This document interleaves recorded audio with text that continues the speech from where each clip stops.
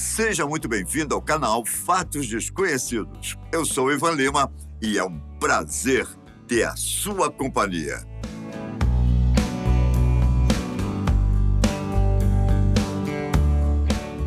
Pirâmides com até 22 metros de altura, assentamentos da era pré-colonial, canais e reservatórios de água.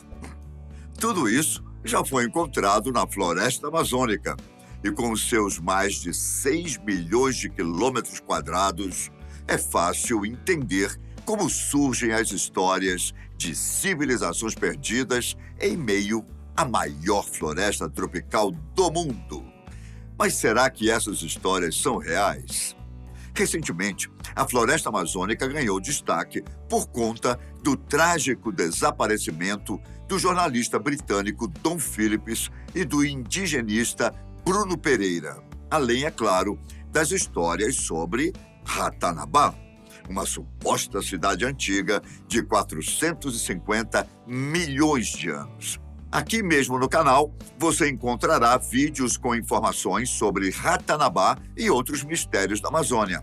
Só que nenhum deles conta com as novas informações que pesquisadores alemães divulgaram em maio de 2022. Por muitos anos, prevaleceu a história de que sociedades complexas não habitaram a floresta amazônica no passado. Por mais que exploradores de séculos atrás tenham relatado que encontraram cidades magníficas no meio da selva, a falta de provas fez com que essas histórias se transformassem em lendas. Durante boa parte do século XX, acreditava-se que essas antigas civilizações eram constituídas apenas de caçadores e coletores, o que teria mudado com a chegada dos europeus na América do Sul. Isso quer dizer que essas populações nativas apenas caçavam animais selvagens e coletavam plantas silvestres para o sustento. A falta de evidências fez com que essa hipótese fosse a mais aceita, até que em 2022, uma tecnologia de mapeamento a laser mudou o cenário. Sob a liderança do arqueólogo alemão Heiko Prumas, que investiga a floresta desde 1999, pesquisadores encontraram evidências de que a Amazônia boliviana abrigou uma espécie de urbanismo de baixa densidade, repleto de assentamentos, paisagens criadas por humanos e até pirâmides. A título de curiosidade, a floresta amazônica é tão grande que ocupa 9 países no total. Entre eles estão o Brasil, a Venezuela, o Peru, a Colômbia, o Equador, o Suriname, a Guiana Francesa e, como eu já adiantei, a Bolívia. Nessa imensa área, existem cerca de 3 mil espécies de peixe, 1,5 milhão de espécies de plantas e 950 tipos de pássaros. Tudo isso sem falar dos mamíferos, répteis, insetos e anfíbios. Percebe por que precisamos proteger a Amazônia? Publicada em um estudo na revista científica Nature, toda a descoberta dos pesquisadores alemães se concentra na região de Llanos de Morros, onde um povo conhecido como Caçarab teria vivido entre os anos 500 e 1400 depois de Cristo. Como a densa vegetação não facilita o mapeamento da floresta, a tecnologia laser chamada LIDAR descobriu mais detalhes ao disparar feixes infravermelhos na superfície, a partir de veículos aéreos e depois recolher os sinais refletidos. A vantagem dessa tecnologia, que já é usada há mais de 10 anos por arqueólogos, é que se torna possível fazer um mapa topográfico de determinada região sem a necessidade de cortar as árvores. Enquanto isso, a hipótese mais aceita diz que os Caçarab abandonaram a região antes dos conquistadores espanhóis chegarem ao continente.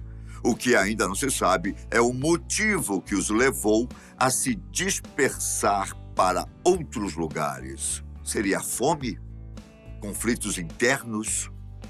Para Heiko Prumas, talvez as mudanças climáticas tenham sido a causa decisiva, embora ele ainda não tenha como provar isso. Seja como for, com o passar do tempo e com o crescimento da vegetação, as estruturas Kassarab sofreram erosão e foram escondidas naturalmente. Agora, o trabalho dos arqueólogos é revelar essas construções para o mundo e descobrir como eram as civilizações antigas. No total, foram achados 26 assentamentos, sendo 2 grandes e 24 menores. O chamado sítio de Kotoka é um desses grandes assentamentos. E é justamente nele onde está a impressionante pirâmide de 22 metros de altura. Uma pirâmide com um tamanho equivalente ao de um prédio de 7 andares, construída com terra em cima de uma espécie de terraço de 22 hectares e cerca de 4 metros de altura.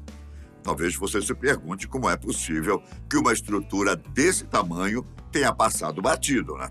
Mesmo com a camuflagem da vegetação. Para entender isso, primeiro você precisa imaginar uma viagem até a região. Naturalmente, você perceberá as mudanças de altura. Só que a vegetação é tão densa que você só conseguirá entender os formatos das construções se tiver uma visão ampla da superfície. Por isso, a necessidade do trabalho de mapeamento a laser. A tecnologia ajudou os pesquisadores a descobrir que o sítio de Kotoka era conectado por um canal de 7 quilômetros até a Laguna São José, assim como tinha até mesmo a proteção de muralhas, com plataformas e construções poligonais em pontos específicos. Isso indica que existia uma espécie de controle de acesso para os assentamentos, ou seja, nem todo mundo poderia entrar. Esse grande assentamento foi construído no meio de uma área de 500 quilômetros quadrados, com vários sítios menores ao redor, sendo 11 deles desconhecidos pelos pesquisadores. Por causa disso, existe a possibilidade de estarmos falando de uma hierarquia de assentamentos, da mesma forma que são construídas sociedades a nível de Estado. Além dos cultivos dos Kassarabs, entre eles o milho, a descoberta de reservatórios de água pode ser a prova de que essa cultura também era capaz de criar peixes para alimentação. Inclusive, os pesquisadores também ficaram impressionados que não havia pedras originais da região, só argila e areia. Pelo fato do local ter uma formação aluvial, todas as plataformas das construções foram feitas com terra e estruturas de madeira. Infelizmente, de tudo isso, apenas os buracos de alguns postes resistiram para contar a história. As únicas pedras encontradas pelos arqueólogos tinham origens distantes e foram usadas para a construção de armas, como machados ou para fazer ornamentos. Essas descobertas apenas reforçam como conhecemos pouco sobre os Kassarabs e outros povos pré-coloniais. Entre as novidades, surgiu até mesmo o debate a respeito de chamar ou não as descobertas de cidade, uma vez que faltam outros elementos para que o conjunto de assentamentos fosse visto como uma cidade tradicional. No estudo da revista Nature, foi usada a expressão urbanismo agrário de baixa densidade. No entanto, o arqueólogo Heiko Prumas disse à revista Piauí que a descoberta possui todas as características necessárias para ser vista como uma cidade. Existe um núcleo central, com uma espécie de centro administrativo ou cerimonial, uma estrutura defensiva e, como já ficou bem evidente, estamos falando de um assentamento gigantesco, que, além de ter sido usado por décadas e séculos, também teve uma harmonização do espaço. Para que os Kassarabs conseguissem levantar todas essas grandes estruturas, os pesquisadores calcularam que foi preciso mover 570 mil metros cúbicos de terra, o que quer dizer que as construções não foram feitas em um único dia, mês ou ano. Além de ter sido um longo processo, as estruturas de defesa em forma de anéis também mostram que aquela sociedade estava sempre se adaptando, provavelmente devido ao crescimento da população. Como a revista Piauí lembrou, esses 570 mil metros cúbicos de terra são 10 vezes mais do que a quantidade de material que os povos Tiwanaku mobilizaram para construir sua maior estrutura. E olha que os Tiwanaku viveram na mesma época que os Caçarabes, só que na região dos Andes, na Bolívia. Além de Cotoca, o outro assentamento que chamou a atenção dos arqueólogos é conhecido como Landívar. Ele também é visto como um centro primário dos Caçarabes, onde havia conexões de vários quilômetros para outras paisagens da Amazônia boliviana. Acredita-se que, mesmo na época da chuva e das enchentes, as vias de acesso conseguiam conectar os assentamentos e permitiam que a população transitasse sem maiores problemas. Já o sistema de irrigação, bastante sofisticado, diga-se de passagem, ajudou a agricultura dos Caçarabes nos períodos de secas. Em relação aos assentamentos menores, havia também plataformas cerimoniais pequenas, porém sem pirâmides, e alguns até se pareciam com aldeias. Trocando em miúdos, Cotoca e Landívar seriam as grandes metrópoles dos Caçarabes, e ao redor delas havia capitais regionais um pouco mais simples.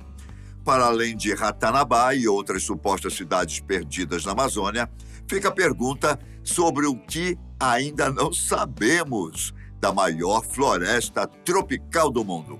Aqui no Brasil, por exemplo, a Ilha de Marajó e o Alto Xingu são duas regiões que também contam com grandes estruturas, desde plataformas artificiais a estradas e fortificações para assentamentos. O futuro ainda é incerto, mas se tivermos paciência, conseguiremos descobrir um pouco mais do passado e, se tivermos sorte, aprender com ele. Eu fico por aqui, um forte abraço, fiquem com Deus e até a próxima. Tchau!